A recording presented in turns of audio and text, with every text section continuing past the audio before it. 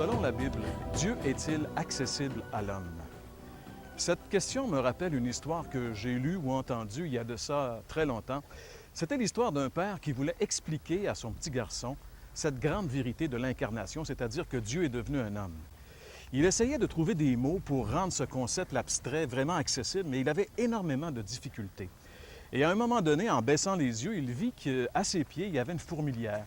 Des centaines de fourmis qui s'affairaient à droite et à gauche, et un éclair de génie lui vint. Il dit à son petit garçon, admettons que, étant donné que je suis un individu, un homme, je vois un danger, quelqu'un qui vient pour détruire la fourmilière, et que je voulais avertir les fourmis. Comment est-ce que je pourrais faire?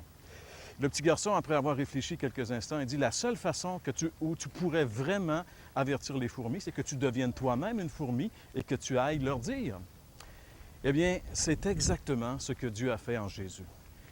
Il a quitté le ciel et il est venu ici, non seulement nous avertir, mais nous arracher à un grand danger. J'aimerais lire avec vous un passage dans les Écritures. Dans l'Évangile de Jean, chapitre 1, les versets 1 et 14, nous lisons « Au commencement était celui qui est la parole de Dieu. Il était avec Dieu, il était lui-même Dieu. Celui qui est la parole de Dieu est devenu un homme et il a vécu parmi nous. » Oui, Dieu s'est fait chair et il a habité parmi nous. Et contrairement à l'histoire des fourmis, justement, Jésus n'est pas venu seulement pour nous avertir d'un danger, mais pour nous en délivrer. Nous délivrer du plus grand de tous les dangers, le jugement de Dieu qui va frapper les hommes.